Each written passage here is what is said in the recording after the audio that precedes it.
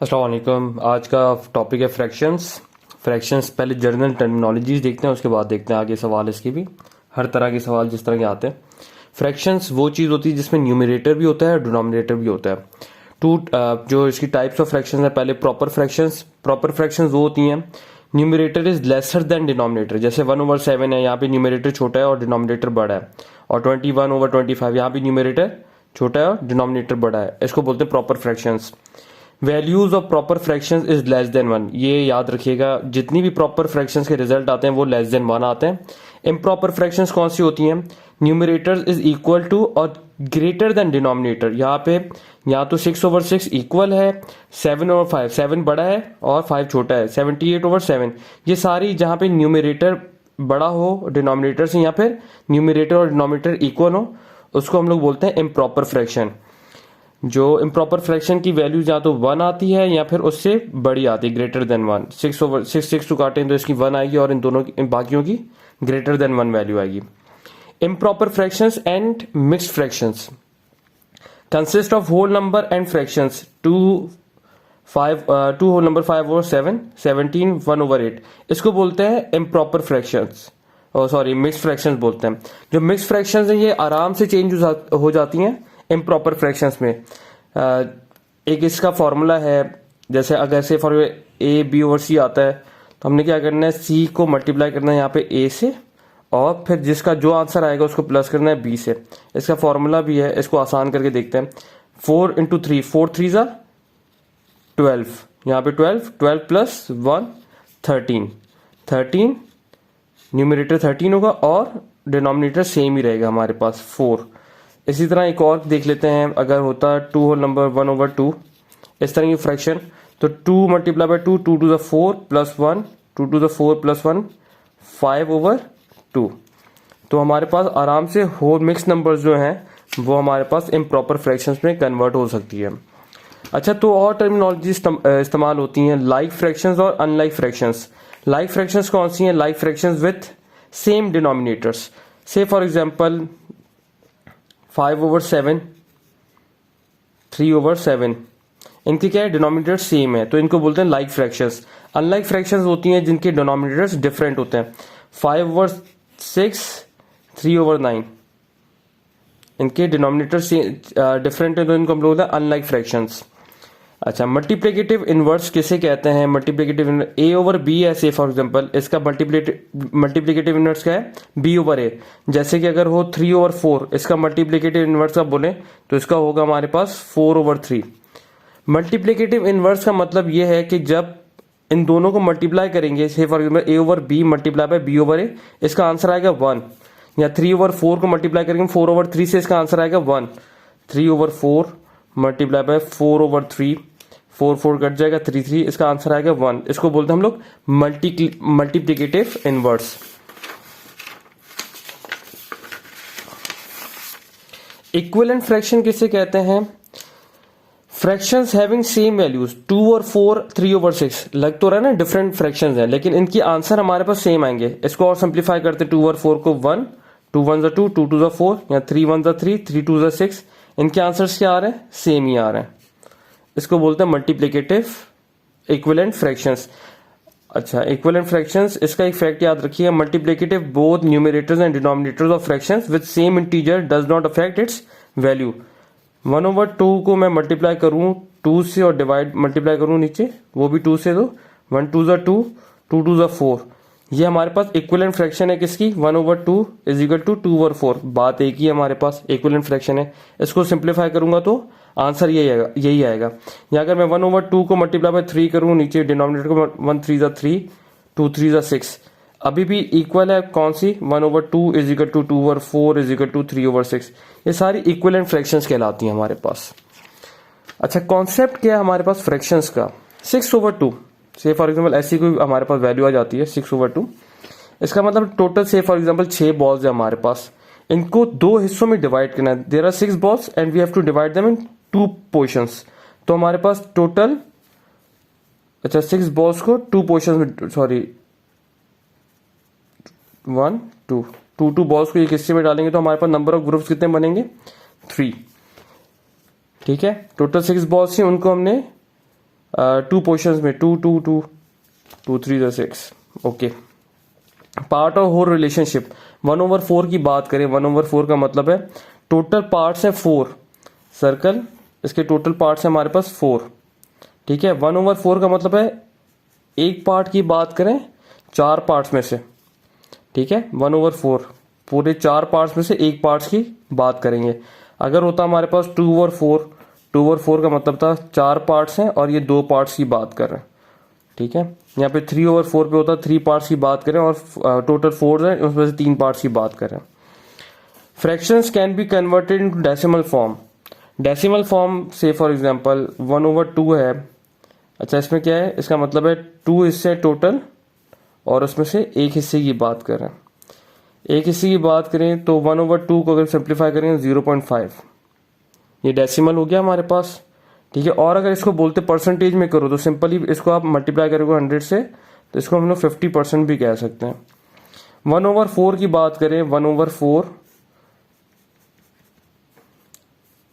ठीक है, इनको आपस में डिवाइड करेंगे 0.25 या 25%। सवाल आया कि 1/4 पार्ट कंज्यूम्ड है, वो कितना पार्ट है जो कि कंज्यूम नहीं हुआ तो क्या है, सिंपली 1 मैक्सिमम है हमारे पास। जब डेसिमल की बात करें तो 1 मैक्सिमम होता है, माइनस 0.25, जो आंसर आएगा 0.75 रिमेनिंग है। इस तरह भी समझ सकते हैं, इस तरह भी समझ सकते हैं। यहाँ 0.75 का मतलब है 75% रिमेनिंग है और 25% हमारे पास कंज्यूम्ड है। Addition and subtraction of fractions, ये कैसे करते हैं हम लोग? जब भी एडिशन या सब्ट्रैक्शन करनी होती है तो हमें, अगर हमारे पास डिनोमिनेटर डिफरेंट हो तो इनके एलसीएम लेने पड़ते हैं हमें। 3/5 का पहले एलसीएम लें, 3/5, 3 1 3, 5 1 5, 5 3 15। ठीक है, 3 5 15, 5 इंटू 2 10 प्लस 5 3 15, 3 4 इस तरह हम लोग इसको प्लस करते हैं। सेम इसी तरह हमें डिवाइड भी करना होता है, और सॉरी सब्ट्रैक्ट करना होता है। 5 और 2 का एलसीएम लेना है, 2 1 2, 5 1 5, 5 2 10, 10 इसका एलसीएम आएगा। सिंपली हमें फर्दर इसे सिंप्लीफाई करना है। मल्टीप्लिकेशन कैसे करनी होती है हमें फ्रैक्शंस की? We multiply all the numerators and all the denominators. यहाँ पे एलसीएम की जरूरत नहीं पड़ती, यहाँ पे बस इतना करना है, न्यूमरेटर को न्यूमरेटर से मल्टीप्लाई करना है और डिनोमिनेटर को डिनोमिनेटर से मल्टीप्लाई करना है। 2 4 8, 5 4 20। फर्दर सिंप्लीफाई कर सकते हैं, 2 के टेबल 2 4 जितना ज्यादा सिंप्लीफाई कर सकते हैं कर लें इस पे। अगर डेसिमल फॉर्म में लिखना चाहते हैं तो डेसिमल फॉर्म में भी चला जाएगा। Division, division in division replace the fraction after divide sign with multiplicative inverse and replace divide with multiply. इसका मतलब क्या है? 2/3 डिवाइड बाय 4/5 है। 2/3 हमने क्या करना है, डिवाइड को मल्टीप्लाई में चेंज करना है और उसके बाद हमने इसको इनवर्स करना है। 4/5 लिखा हुआ है ना यहाँ पे, 5/4 लिखेंगे हम लोग यहाँ पे साइन चेंज करने के बाद, एंड देन वही मल्टीप्लीकेशन हो गई यहाँ पे, सेम वही जो की लगेगा वो 2 5 10 और 4 3 12। सिंप्लीफाई कर दीजिएगा इसको। अब देखते हैं सवाल। There are 8 apples in a basket, Ali took 1/4 of it, how many total apples does Ali have? एक बात करें, बोले टोटल 8 एप्पल्स हैं टोटल और उनको divide, Ali took 1/4 of it. इसका मतलब ये 8 एप्पल्स 4 पार्ट्स में डिवाइड हुए हैं। 1 2 3 4 5 6 7 8 एप्पल्स से, और इनको 4 पार्ट्स में डिवाइड किया हुआ था इन्होंने। ठीक है, और अली ने कितना लिया? 1 ऑफ डेट 4 पार्ट। इसका मतलब अली ने ये पार्ट लिया हुआ है, इन 4 पार्ट्स में से एक पार्ट लिया हुआ है। हमें वैसे ही नजर आ रहा है कि एक पार्ट में कितने एप्पल है? 2, तो हम लोग वैसे लिख सकते हैं। अगर कॉन्सेप्ट की बात करें तो 2 apples out of 8 apples Ali ने लिए हैं। लेकिन अगर इसको आपने सिंप्लीफिकेशन फॉर्म में लिखना है तो 1/4 ऑफ 8 एप्पल। ऑफ का मतलब होता है मल्टीप्लाई, 1/4 मल्टीप्लाई बाय 8, 4 1 4, 4 2 8, तो 2 आउट ऑफ 8 एप्पल्स। अगर सवाल आ जाता है ये वाला कि रिमेनिंग कितने एप्पल्स, ये डिफरेंट सिनेरियो है। रिमेनिंग एप्पल्स कितने हैं? तो 8 टोटल एप्पल्स जिसमें से अली ने 2 उठा लिए और 6 एप्पल्स रिमेनिंग है। एक और सवाल देखते हैं यहाँ पे। Mom gave 3/4 of pizza to Ali. Ali shared with his friend by giving half to him. What portion of total pizza his friend has taken. पहले कॉन्सेप्ट समझते हैं। Mom gave 3/4 of pizza to Ali. 3/4 इसका मतलब टोटल कितने पार्ट्स थे? 4 parts थे pizza के। 1 2 3 4। ठीक है, मॉम ने कितने दिए? 3/4। 1 2 3। ठीक है, 3/4 पिज्जा अली को दे दिया और अली ने क्या किया? अपना पिज्जा हाफ शेयर कर दिया। हाफ टू अली के पास, वैसे ही आपके पास पिज्जा 3 पीसेस में था। ठीक है, ठीक है, अली ने क्या किया? इसका हाफ शेयर कर दिया। हाफ का मतलब है हम लोग हाफ ऐसे नहीं, इसको सिंप्लीफाई करते हैं, इनको फर्दर पार्ट्स में कर देते हैं। ठीक है, अली के पास ये पूरा हिस्सा था। ठीक है, अली ने क्या किया? अपने, अब उसके बाद 1 2, अगर हम लोग 8 पीसेस में देखें पिज्जा को, तो 1 2 3 4 5 6 अली के पास थे। अली ने क्या किया? हाफ पिज्जा दोस्त को दे दिया। 6 में से 3 पीसेस उसने दोस्त को दे दिए। ठीक है, तो हमारे पास अली के पास कितना बचा? What portion of total pizza his friend has taken. दोस्त को कितना दिया था? टोटल अपने 6 पीसेस में से 3 पीसेस दिए थे, लेकिन टोटल पिज्जा के 8 पीसेस बन गए इस लिहाज से। तो हम लोग वैसे ही लिख सकते हैं 3 आउट ऑफ 8 पीसेस उसके दोस्त ने ले लिए। या फिर अगर हम लोग इस तरह देखना चाहें तो हाफ ऑफ 3/4 पिज्जा, जो 3/4 पिज्जा अली के पास था उसका हाफ उसने अपने दोस्त को दे दिया। Half of 3/4 pizza. ऑफ का मतलब था मल्टीप्लाई। मल्टीप्लाई अगर इसको करें तो 1 3 ज़ा 3, 2 4 ज़ा 8। तो इस तरह भी कर सकते हैं और कॉन्सेप्ट लिहाज से इस तरह भी कर सकते हैं हम लोग। Mom gave half pizza to Ali. इसमें क्या है? अब टोटल पिज्जा 2 हिस्से थे, मॉम ने क्या किया? हाफ दे दिया अली को। ये अली का पोर्शन है। और Ali shared that pizza with his friend by giving 3/4 of him. Ali ने क्या किया? अपना हाफ पिज्जा किया, उसके 4 हिस्से बना दिए और उसके 3 पीसेस उसने अपने दोस्त को दे दिए। अगर नीचे क्या था, वो जो अम्मी के पास था उसकी 1 2 3 4 पीसेस और टोटल 8 पीसेस। अली ने अपने 4 पीसेस में से 3 पीसेस दोस्त को दे दिए। ठीक है, अब वो what portion of total pizza his friend has taken. Again total में से उसने 3 पीसेस ले लिए, 3/4 ऑफ हाफ। अगेन वही आंसर, तो वही आ गया 3 1 ज़ा 3, 4 2 ज़ा 8। कॉन्सेप्ट ये है, काम हमने इस तरह करना है। Comparing fraction by making like fractions. Comparing fraction by making them like fractions. हमने जब कंपेयर करनी है फ्रैक्शंस तो हम लोग ऐसे उठा के कंपेयर नहीं कर देंगे फ्रैक्शंस को। पहले हमने क्या करना है? उनको सेम बनाना है। ठीक है, सेम कैसे बना सकते हैं? सेम बनाने का तरीका होता है हमारे पास वही। अगेन अगर मैं 7 और 9 का एलसीएम लेता हूं,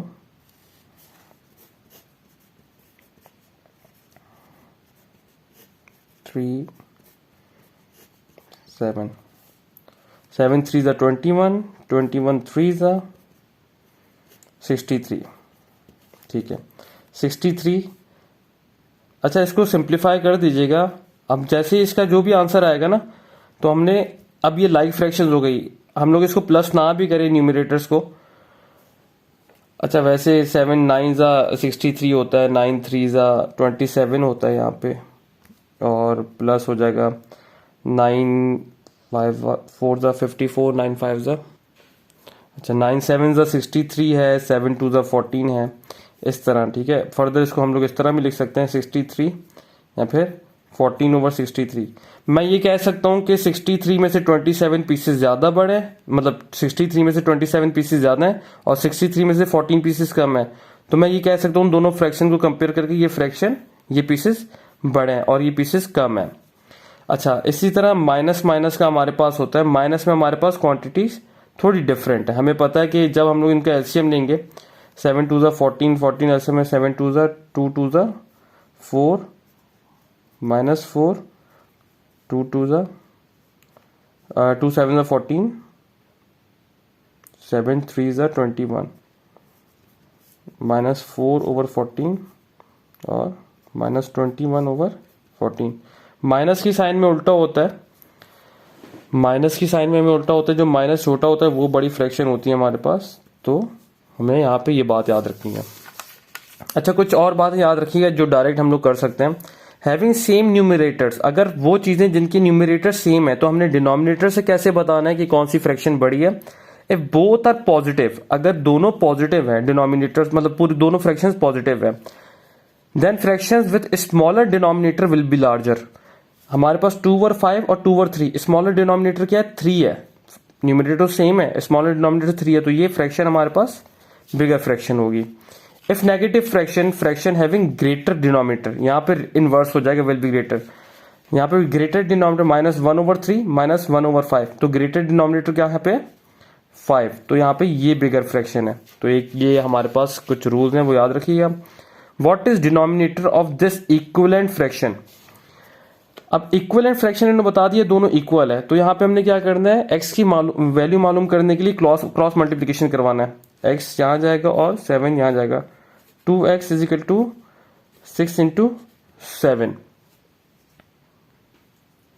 अच्छा, x 42 डिवाइड बाय 2, इसको फर्दर सिंप्लीफाई करेंगे तो हमारे पास x की वैल्यू आ जाएगी। What is the fraction equal to 3/4, equal मतलब 3/4 की इक्वल क्या है। हम लोग सिंप्लीफाई करें अगर इनको, 5 और 12 को सिंप्लीफाई नहीं कर सकते, ठीक है। 3 2 6, सॉरी 2 3 6, 2 4 8, अगेन हमारे पास ये आ गई 3 और 4। हमारे पास जो 6/8 है वो इक्वल है 3/4 के, तो इक्विवेलेंट फ्रैक्शन और आंसर हमारे पास सही ये होगा। विच फ्रैक्शन इज बिगर, एक तो मैंने आपको वो तरीका बताया, ठीक है। सेकंड एक तरीका है हमारे पास बिगर और स्मॉलर फ्रैक्शन को मालूम करने के लिए, सिंपली हमारे पास क्रॉस मल्टीप्लाई करते हैं, 1/1 मल्टीप्लाई बाय 6, ठीक है, और 8 मल्टीप्लाई बाय 2, 1 6 ज़ा 6, 8 2 ज़ा 16, तो हमारे पास फ्रैक्शन बड़ी ये रही। विच fraction is smaller, again cross multiplication, 3 into 8, 2 into 5, 5 2 ज़ा 10, 8 2 ज़ा 16, 8 3 ज़ा 24, तो स्मॉलर फ्रैक्शन कौन सी है हमारे पास, ये है, तो हमारे पास फ्रैक्शन स्मॉलर ये हुई। यहाँ पे फ्रैक्शन बिगर कौन सी हुई, ये हुई। इसी तरह हमने आंसर यहाँ पे देखने हैं, तो हमारे पास स्मॉलर बिगर फ्रैक्शन ये है। अच्छा, वैसे भी अगर समझना चाहें तो एक चीज़ के 8 हिस्से हैं, वो 2 हिस्सों की बात कर रहे हैं, ठीक है। यहाँ पे क्या है, उसी एक चीज़ के हमने 5 हिस्से किए हुए हैं, 1 2 3 4 5, और यहाँ पे 3 हिस्सों की बात कर रहे हैं, तो हमारे पास ये वैसी बड़ी हुई। तो कॉन्सेप्ट हमारे पास ये, और वैसे मल्टीप्लिकेशन और कैलकुलेशन में इस तरह हमने करना है। Half pizza was saved by Saba, half was 1/3 of was saved by Hasan, how much of the total pizza was saved. Half pizza Saba ने सेव किया और 1/3 हसन ने सेव किया, तो टोटल पिज्जा कितना सेव हुआ। तो इसमें हमने क्या करना है, एडिशन करनी होती है कि हाफ प्लस 1/3, इन दोनों को ऐड अगर करें तो इसका एलसीएम 3 और 2 का 6, 3 2 ज़ा 6 प्लस 2 3 ज़ा 6 मल्टीप्लाई 1, मतलब 5/6 टोटल पिज्जा सेव हुआ है। How much of the total pizza was left, अब पीछे बचा कितना है, इनके अलावा कितना बचा हमारे पास, तो हमारे पास टोटल था 1 - 5/6। यहाँ सिंपल देखें, अगर 6 में से अगर 5 हिस्से कंज्यूम हो गए तो हमारे पास क्या रहता है, एक हिस्सा रहता है 6 में से फॉर एग्जांपल हम लोग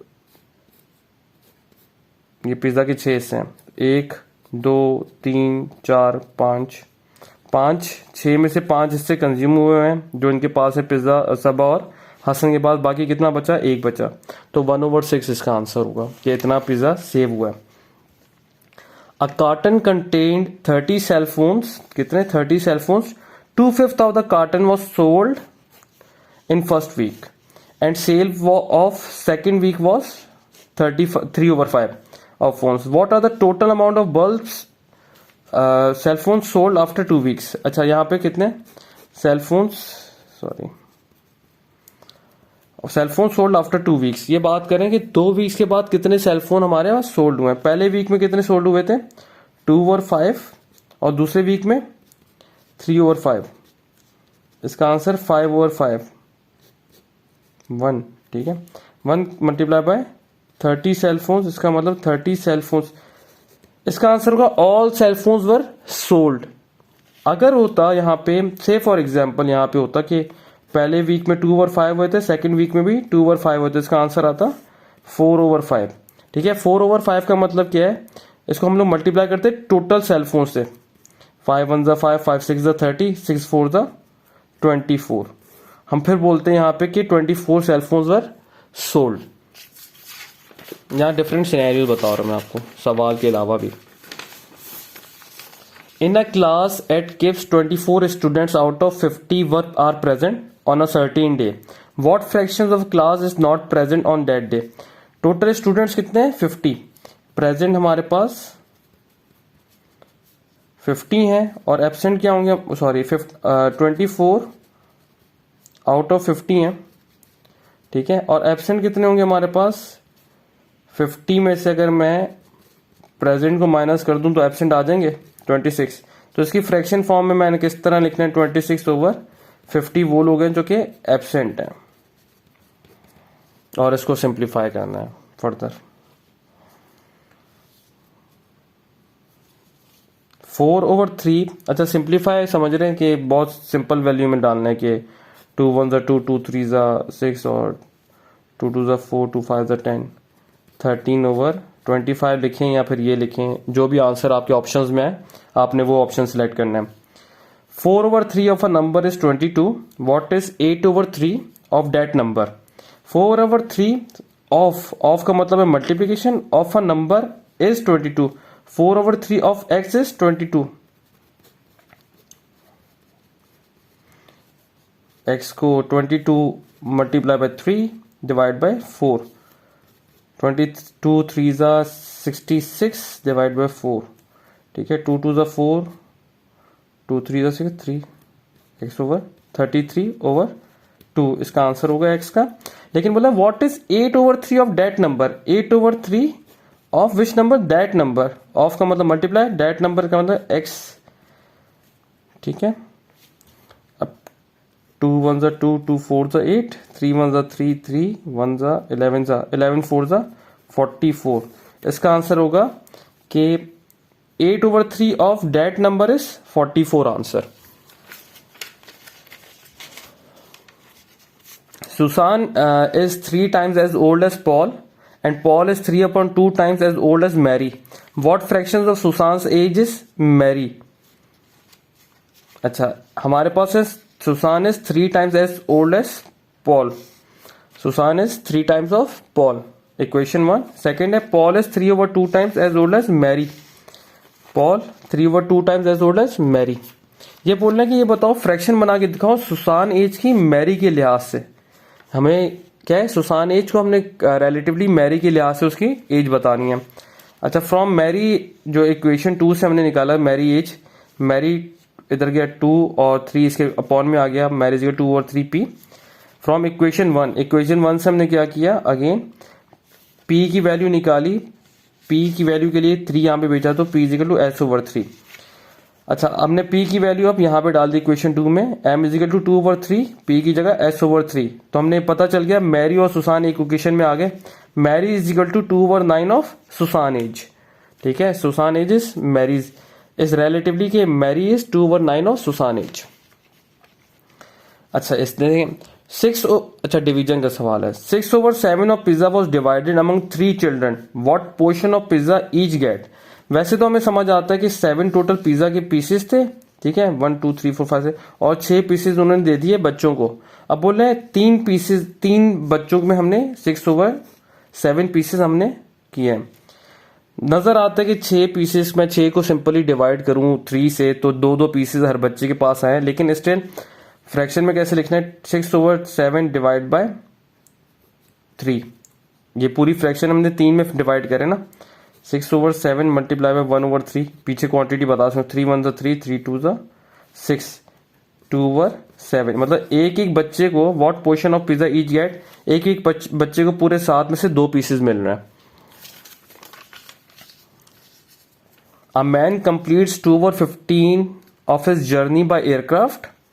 अच्छा, AC का मतलब एयरक्राफ्ट है। 2 over 5 by train and rest by taxi, aircraft 2 over 15 by train 2 over 5। अब यहाँ पे क्या है, हम लोग कभी भी नहीं कर पाएंगे क्योंकि हमारे पास डिनोमिनेटर चेंज है। एक जगह वो 5 के लिहाज से बता रहा है, एक जगह वो 15 के लिहाज से बता रहा है, और आखिर में पूछ रहा है बाकी कितना सफर बाकी है जो कि टैक्सी से करेगा। 2 over 15 ठीक है। अब इसको क्या करते हैं हम लोग 15 में करते हैं, डिनोमिनेटर सेम करते हैं। अगर मैं सेम 5 को 3 से मल्टीप्लाई करूँ 15 आ जाएगा, इसको भी मुझे मल्टीप्लाई करना पड़ेगा, न्यूमरेटर और डिनोमिनेटर करो। 2 3 ज़ा 6 डिवाइड बाय 15, ठीक है। अगेन दोनों में 15 आ गया, तो टोटल 15 पार्ट्स थे, ठीक है। 1 2 3 4 5 6 7 8 9 10 11। उसमें से कितने 2 पार्ट से एयरक्राफ्ट ने सफर किया, बाकी 6 में से बाय ट्रेन सफर किया। वैसे अगर हम लोग देखें तो 15 टोटल है, माइनस जो एयरक्राफ्ट से सफर हुआ है 2 पोर्शंस का, प्लस जो ट्रेन से हुआ है 6 का। हम लोग ऐसे भी कर सकते हैं या फिर ऐसे गिन के भी कर सकते हैं। 15 माइनस 8, इसका आंसर होगा 7, ठीक है। 7 हम लोग कह सकते हैं बाय टैक्सी उसने 7 आउट ऑफ 15 सफर किया। अच्छा, how many woods planks are required to build a 20 feet long bridge if the width of plank is half feet.